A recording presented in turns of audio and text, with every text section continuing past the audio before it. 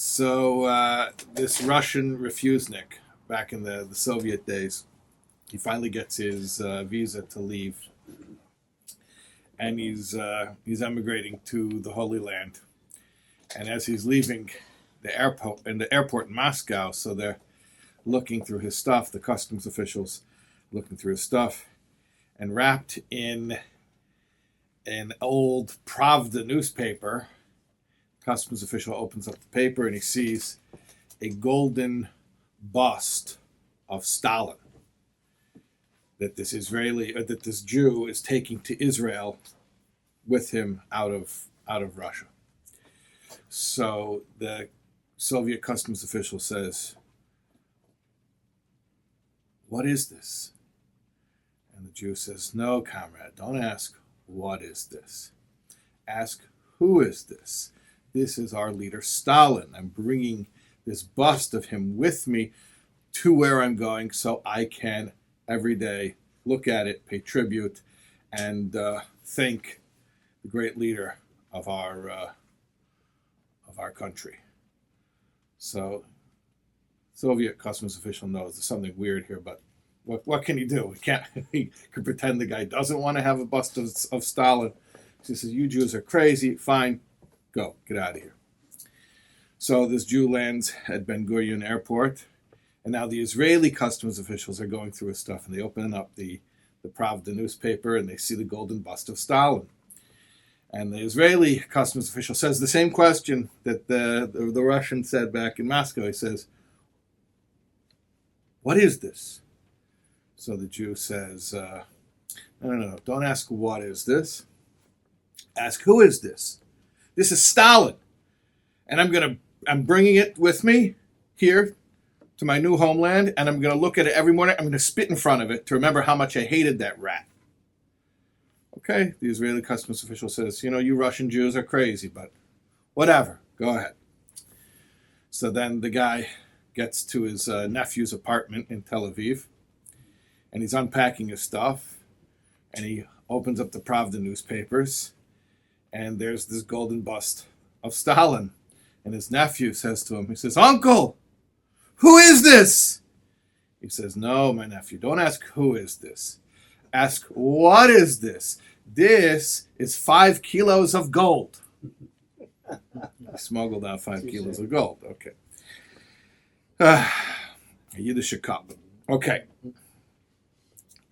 So the first Parsha, you can understand the joke in 1 second. The tie-in. The first Parsha, the first Pasuk, the first verse of the Parsha Pekudei. Eile Pekudei. These are the accounts, the itemizations, the audit of the contributions that the Jewish people gave in order to build the sanctuary in the wilderness. Rashi says, Eile Pekudei, these are the accounts, Parsha Zu, in this Torah portion, Nimnu is accounted for, Kol Mishkalei, all of the weight, the word Mishkal means weight, W-E-I-G-H-T, Nidvas HaMishkan, of the donations of the Mishkan. That's my simple question.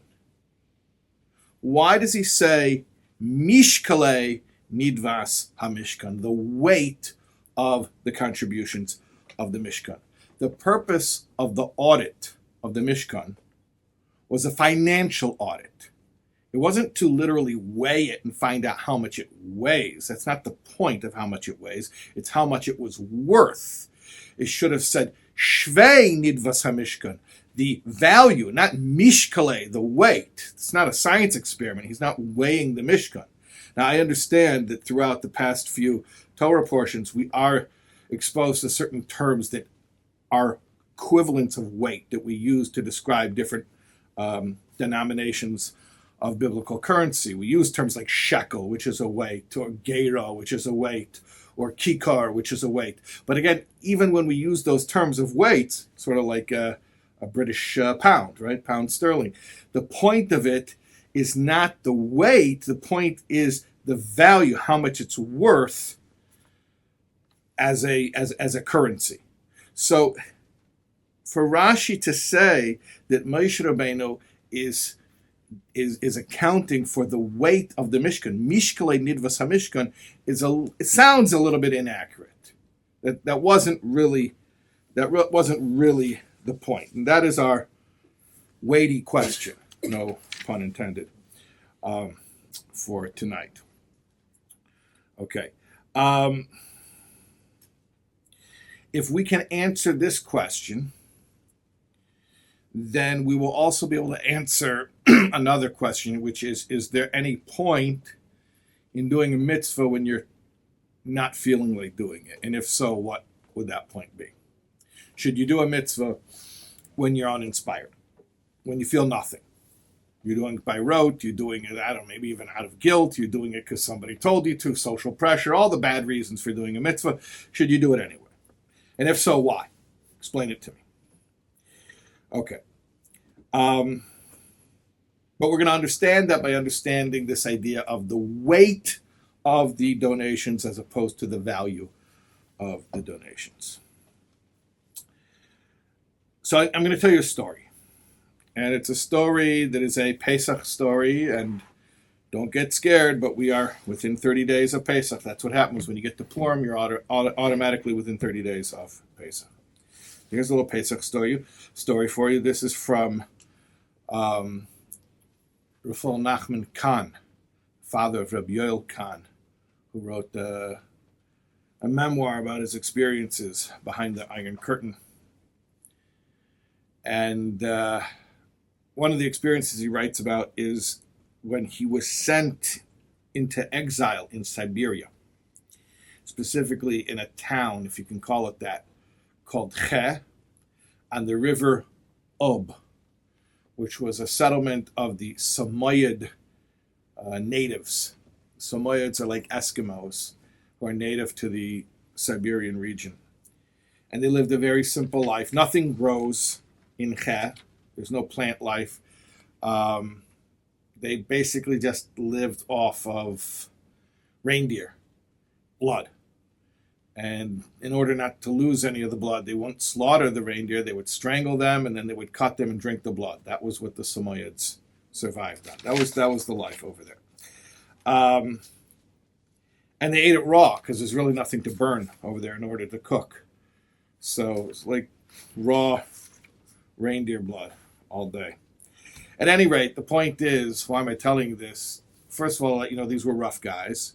Also to let you know there wasn't a lot of options on the menu in this area. And so when the Folia, as he was known, came to Che, he didn't really have much to eat. And he kept strict kosher even in that situation. And they respected him for it. The locals did. The local Samoyeds. They called him the Holy Man. And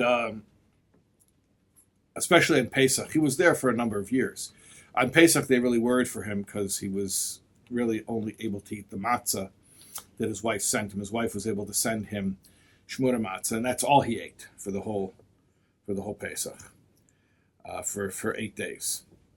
So one year, Pesach was coming, and Fuller was waiting for his box of matzah, his shipment from his wife, and it still hadn't arrived. And he was getting nervous. In fact, the Samoyeds were getting very nervous too, because they knew the Holy Man was only going to eat. They knew his holiday's coming. He's only going to eat his matzah on his 8 days of his holiday. So they were all kind of nervous. The whole village was nervous about whether the shipment would come. The problem is they didn't have regular postal deliveries any time of the year, but especially the time right before Pesach. There are 2 seasons in Che. There's the frozen season, and then there's the thawed season. So right before Pesach is like nishtahin nishtaher. I'll put it this way. It was cold enough that the river was still ice, but it was not cold enough that you could really be confident to sled on it. So they didn't like to travel on the river during that time of year. So there were very few, even fewer than normal postal deliveries. So at any rate, everyone's sort of chattering and saying, probably the holy man's matzahs are in the big city. The big city meant, a place with with the post office. Probably had 100 people in that town. But that was, relatively speaking, the big city. So they were all debating who's going to go. Nobody wants to go because the river is not safe, because it's not, if it would be thawed, you could take a boat, but it's not thawed. And if it's solid, then you can take a sled, but it's not as solid as it is in the middle of the winter. So nobody wanted to go. At any rate, at some point, somebody shows up and says, there's a government official. I just got a message, a government official in town, and he has to be picked up. So now you can't say no because it's the government. So they told the sled driver, okay, so when you go to pick up this guy, go to the post office. He's like, no, I'm not going to the post office. I don't want any extra weight on the sled because the river is not solid. So what happened?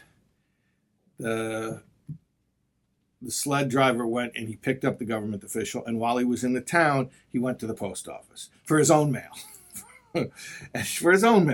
So when he went to go get his own mail, the post office worker made him take the box for the folio because, and here's the weird reason why he made him take it, because in their cruelty, the communists knew exactly what that box was. I mean, they probably opened it and inspected it. And if they hadn't, it's because they didn't need to. They figured out what it was. They knew very well. So what they did is they purposely rerouted it to every post office in the region to make it take longer. So since it had been rerouted so many times, it had a lot of stamps on it because every post office it went through, it had to get a stamp. So these Samoyeds are illiterate. Even the guy at the post office is illiterate. So all he sees is a box with a lot of stamps on it. So he tells the sled driver, he says, I don't know what this is, but it's got a lot of stamps on it. It's probably very important. It looks like it's official. So you have to take this. He's like, no, I can't. There's too much weight. He says, if you don't take it, you're probably going to have to come back because it looks like it's important. So he convinced him to take it. At any rate, so he ends up coming back with the box of matzah, and of course it was a big cause for rejoicing, and all the Samoyeds were celebrating and praising the God of Israel who arranged it that the matzah should reach the holy man. Okay, so then what happened is there was another guy, another Jew, in this same. I guess it's a work camp, named Grodsky. Now, Grodsky was a common criminal. There were all types there. Some were political prisoners, like Folio, who was there because of his work in keeping Judaism alive during the times of persecution and oppression. Grodsky was there because he was a criminal. I don't know what kind of a criminal, but he was a criminal. And he was not by any stretch Torah observant, and he had no regard for Jewish tradition. So, Folio being a real chassid, he had his matzah, and he went to Grodsky and he said, oh, Rav Yid, you should be so happy to know we have matzah for Pesach. And Grodsky did not care. He did not care about it at all. And Folio saying, we're going to eat matzah on Pesach. You have a good thing. You don't keep it to yourself, especially a Chabad chassid. So Grodsky did not care. But the Samoyeds heard this. And they were very serious guys. And they were very simple guys. They were not sophisticated. All they knew was, this is all that the holy man eats for 8 days. If he doesn't eat this, he starves. And he wants this other guy to eat this food. So at first they came to the Folio, they objected and they said, he's not a good Jew. We saw him kill a bird and eat it. So they knew a little bit about Jewish law, about a nevela, about a non-slaughtered animal. So the Folio told them, no, but he's Jewish. He has to do the mitzvahs just like me. He has to do the mitzvahs just like, yes. So then they went to the other extreme. in the middle of the night, they snuck into the place where Grodsky was sleeping. And a few of these guys were standing over him with razor blades. And they woke him up and they said, "We heard the holy man tell you that he wants you to eat some of his Jewish bread during your holiday." And we said, "No, he shouldn't share with you because you're no good." But he said, "Yes." He said, you should eat it. So here's the deal. We're going to watch you, and we're going to make sure you eat that bread, and nothing but that bread. You're going to eat only what the holy man eats. And if you do anything that you're not supposed, that your God doesn't allow you to do, we're coming back with these razors, and we're going to, we'll do to you what we do to the reindeer. It's not going to be pretty. So that Pesach, Grodsky, for the first time in his life, kept Pesach meticulously.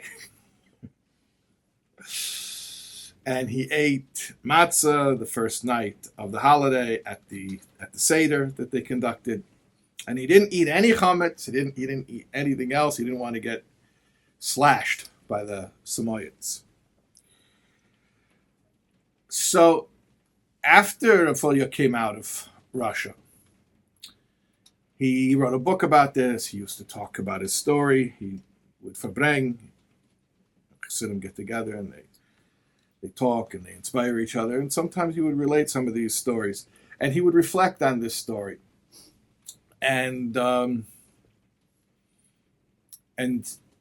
meaning of Grodsky's matzah that he ate totally unwillingly, only just because he didn't want to get his throat slashed by the Samoyeds. And Rafolio's son, Rabbi Yoel, would also speak about these stories. And there was a Fabrengen once Rabbi Yoel was saying,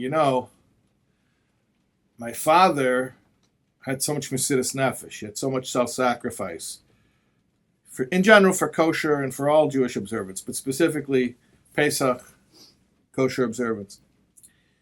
And this guy Grodsky, he had no regard for that. And Rabbi Yoel said, what's interesting is, according to Chassidus, when Grodsky ate the matzah, it triggered an elicitation of the infinite light into the physical world just by his performing that action at that time as prescribed by Jewish law.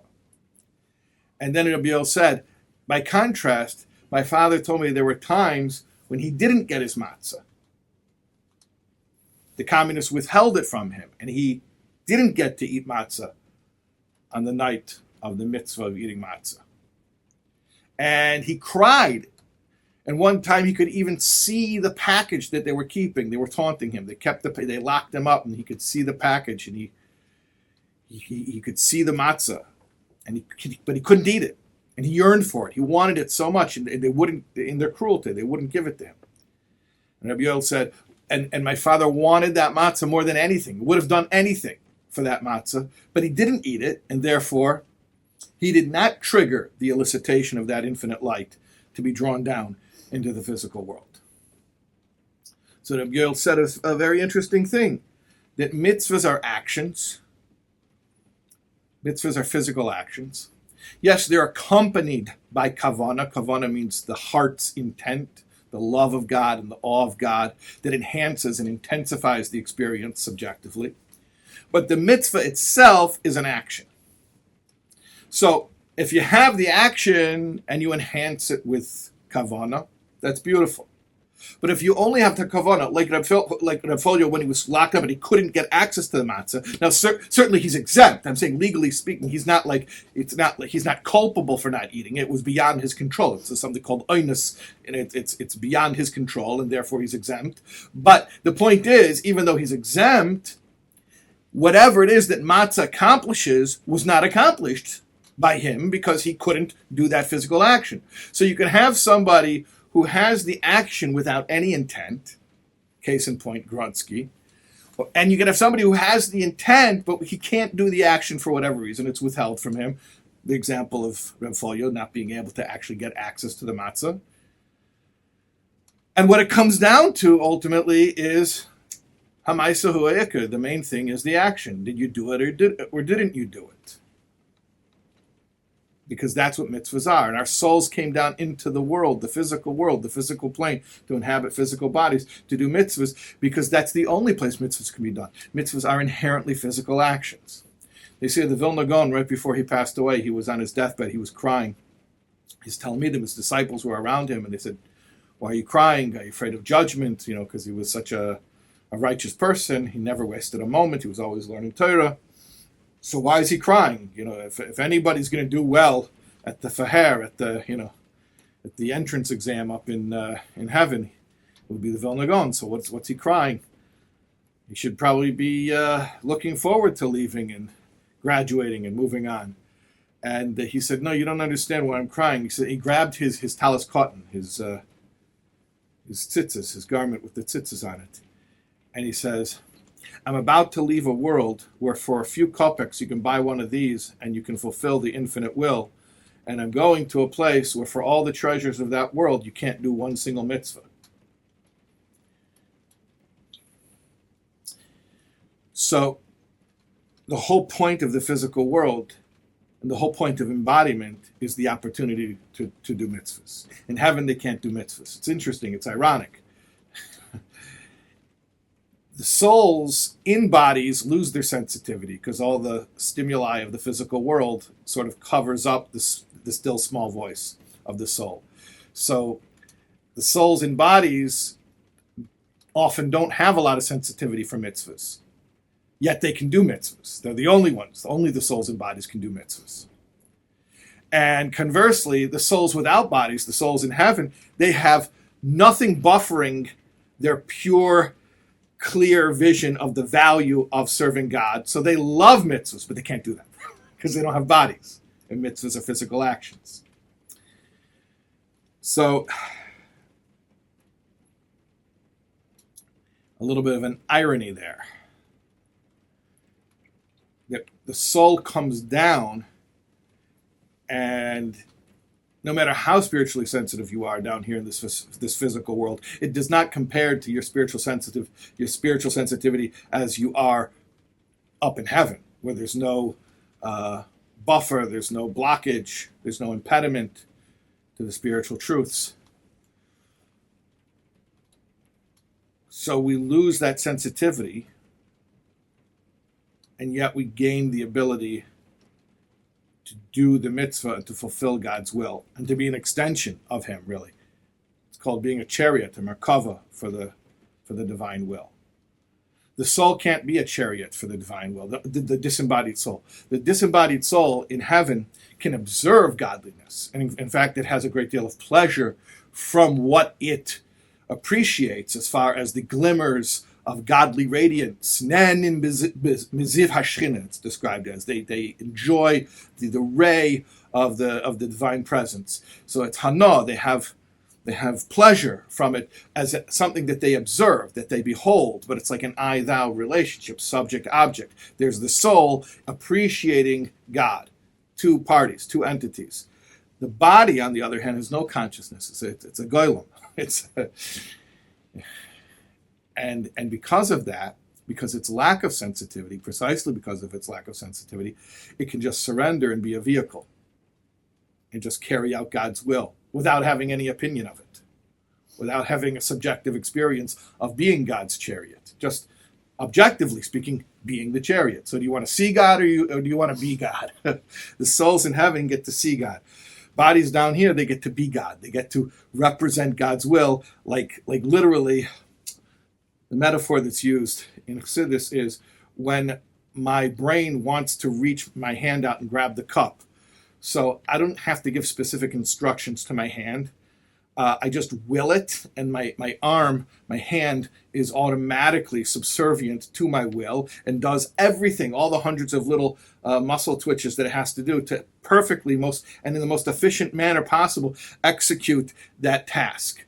And so too, in a like manner, That's the way we describe the body when it's used to do God's will.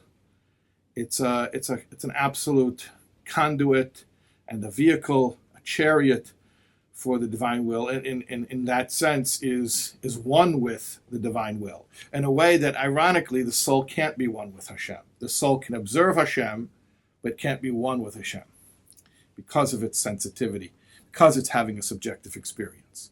Okay, so that's the deep explanation of it. But the simple way of saying it is, bottom line, a mitzvah is an action that you do with your body. Is it nice to also appreciate the meaning of it and to get excited about it and have feelings about it? Sure, it's nice, but that's not what makes it or breaks it. The defining characteristic of the mitzvah is the physicality of it, not the subjective experience, not the feelings. The souls have feelings, and they're not doing mitzvahs. They can't do mitzvahs. Okay. Hashem is a mitzvah, no? Loving Hashem is a mitzvah. Loving Hashem is a mitzvah? Yeah, loving Hashem, okay, very good question, doctor. But loving Hashem is a mitzvah when you do it with your physical heart. The way the souls love Hashem, it's not a mitzvah. It's an instinct. Like birds know how to fly to Florida for the winter. It's an instinct.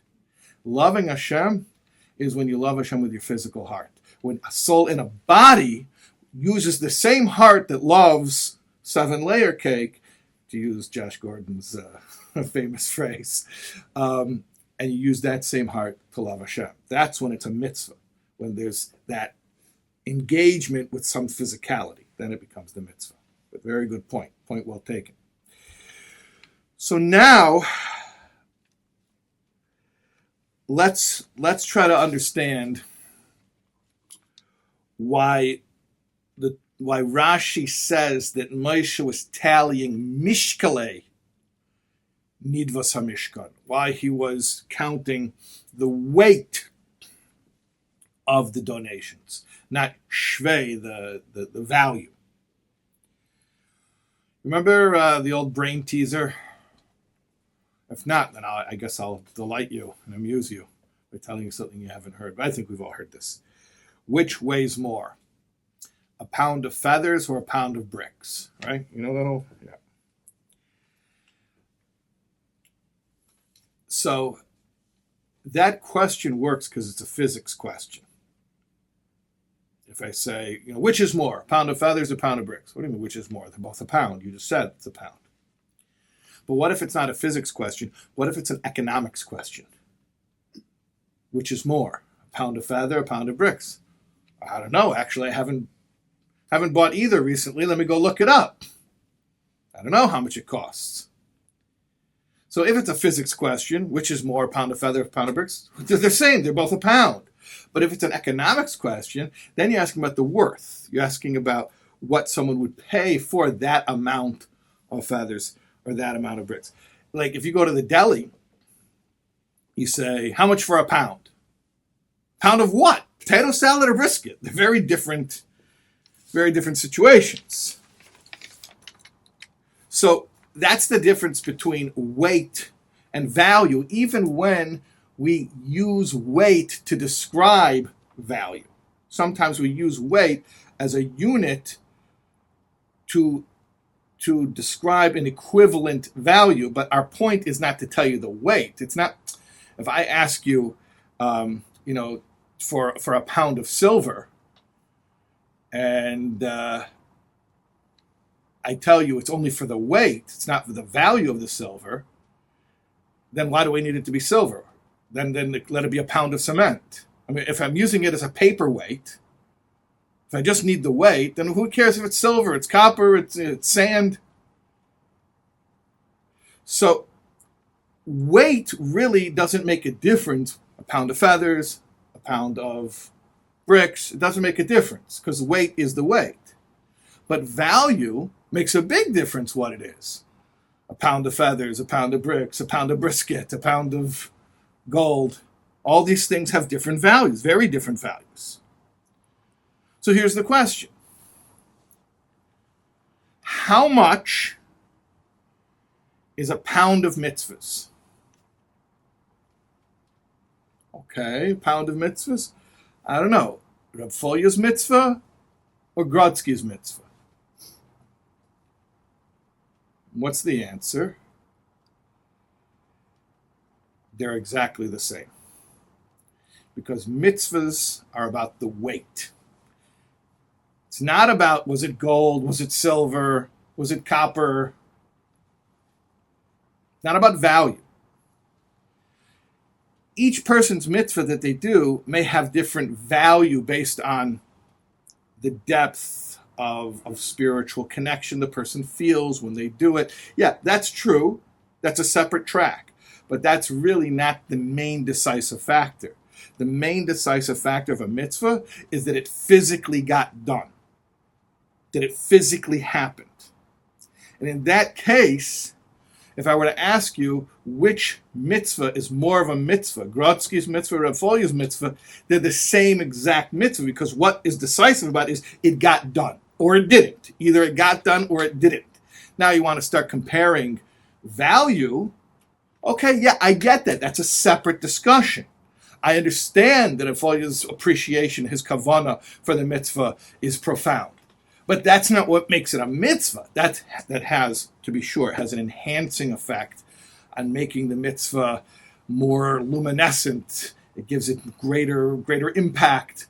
It makes it shine more, as we say in Chassidus, meaning ultimately when Mashiach will come and the godliness of all of our mitzvahs will be revealed, so the mitzvahs that we did with greater kavanah will shine with greater intensity. That's all well and good. But bottom line, which is a mitzvah? They're all mitzvahs, because what is the decisive factor of a mitzvah is the physicality of it, that it was done as a physical act. And in that case, it doesn't matter if it was done with the intention of a chassid who understood the mystical, spiritual significance of the mitzvah and was ready to sacrifice himself to do the mitzvah, or if it was done by somebody who had really no appreciation of it, or maybe even no desire to do it other than the fact some extenuating circumstances, like he didn't want the Samoyeds to slit his throat. It doesn't matter. The mitzvah got done. What about if you don't have the intent to do the mitzvah at all? Irrelevant. So you never didn't know it was a mitzvah. You didn't even know it was a mitzvah, right? So the Gemara says a guy dropped money in the street and a poor man found it and was able to feed his son, then it's still a mitzvah. It's irrelevant. It happened. It got done.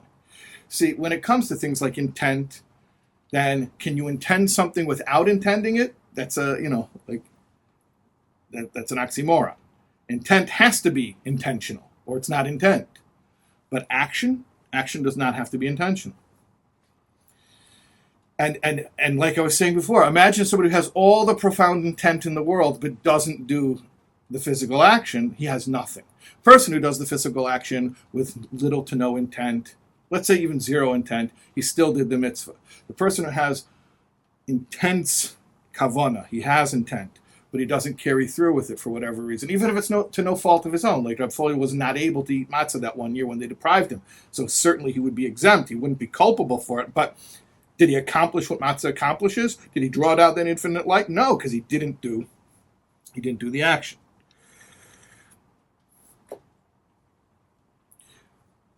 So the Mishkan, the sanctuary in the desert, was to make a dira b'tachtenim, to make a dwelling place in the physical realms. Like when Hashem created the world, there was the Garden of Eden, and the godly presence was revealed there, and that was lost, but then we were supposed to reconstruct that in the Holy of Holies through the sanctuary that was directed, the construction of which was directed by Moshe Rabbeinu in the wilderness. A dira b'tachtenim means a revelation of godliness in the physical world. In other words, the decisive factor of the Mishkan, of the sanctuary, was that it was a physical structure in the physical world, on the physical plane. It wasn't a dira b'elyonim, it wasn't a spiritual abode for Hashem, it was a dira b'tachtenim, it was a physical abode for Hashem. And as such, the most significant quality of the donations of the Mishkan was their physicality. To be sure, different donors had different kavanas, different levels and different types of intent, which we would call the gold and the silver, metaphorically. Is it a pound of brisket or a pound of potatoes? Is it gold level kavana? Is it silver level kavana? Yeah, there are gradations. There are different levels when it comes to intent. Because this one loves more, this one loves even more, this one loves even more intensely. You read King Solomon's Song of Songs, he has 10 different terms for different types of love that somebody has for Hashem. Ava aza kiddush b'yesh, ava rabba, ava b'tanugim. Chassidus uses these terms all the time, all these different types of love. You learn Tanya, and like chapters 41 through 50 are all these different types of love and awe, and they each have different terms. Kibrod, yishtadol, nafshi v'sicha. Like each different type of love has a different descriptor, a different title for it. Yeah, sure. That's true. That's true. But the Mishkan was not built through intention.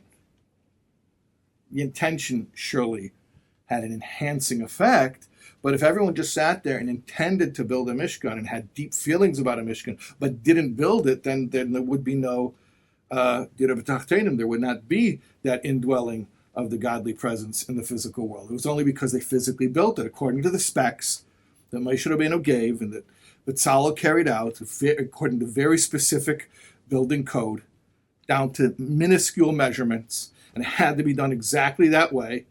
Physical measurements. It wasn't just like go do whatever you want, do an interpretive dance. It was very, very specific. It was very much about the physicality of it, which made it a dwelling place for Hashem. So if that's the case, then the main quality of the donations was not the value of them, but the weight of them, so to speak. The weight meaning that something physically takes up space, that something is here in the physical world, that it took place on the physical plane. So bottom line, what was the most significant thing for Moshe Rabbeinu when he was looking at all the donations? Not the differences of the kinds of quality of donations, but the bottom line, that they were physically donated. The weight of it, that it takes up space, that it's physically here, that it's present in the world, and therefore when we put it all together according to the instructions, you have a physical structure that according to God's design and dictates will be a dwelling place for Hashem in the lower realms. So the point is, bottom line, takeaway for us. Obviously it's wonderful to have kavanah and to have love of Hashem, to have awe of Hashem, obviously. But the bottom line is physical action. And therefore, when we're in a situation where we have an opportunity to do a mitzvah without any intent, where you feel like a Grodsky who doesn't even want to do it, even the best intention you can muster is some warped ulterior motive, and you say, this is just not a good reason to do a mitzvah. Don't worry about the reason you're doing it. Just do it. It is the physicality of it, the weight of it, the fact that it takes place in the physical world that gives it its power. I'll tell you one last thing. A friend of mine once told me, and I think this sums it up. You can fake caring, but you can't fake showing up. It's very deep. You can fake caring, but you can't fake showing up. It means a lot of things, but I think in the context of this discussion, caring is like kavanah. How much do you really care about this mitzvah? That's subject to dispute. I don't know. Who really knows? But you can't fake showing up for the mitzvah and physically doing it. Either you did it or you didn't, and it's going to be really obvious. It's not open to interpretation. Now, how deeply did you meditate on the meaning of tefillin? Who knows? Who could ever prove a thing like that? But did you put on tefillin? It's a very objective, easy to determine truth. You did it or you didn't do it. And even if you did it and you're not so proud of the level of intent, don't worry about it. You did it. That's it. You did it. Nike said, just do it. Okay, we say, just do it. All right.